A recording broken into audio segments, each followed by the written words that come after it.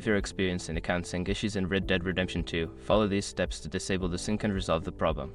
This guide will help you through the process. Step 1. Access game settings. Open Red Dead Redemption 2 and navigate to the main menu.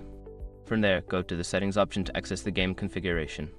Step 2. Locate online settings. In the settings menu, look for the Online or Network tab. This section contains options related to your online account and synchronization settings. Step 3. Disable account sync. Within the online settings, find the option that mentions account synchronization or cloud saves. Toggle this option off to disable the sync feature. Step 4. Save changes. After disabling the account sync, make sure to save your changes. Look for a Save or Apply button at the bottom of the settings menu and click it to confirm.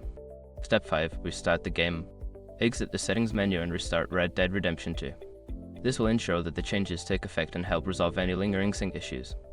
By following these steps, you should be able to disable the account sync issue in Red Dead Redemption 2. If problems persist, consider checking for game updates or consulting support forums for further assistance.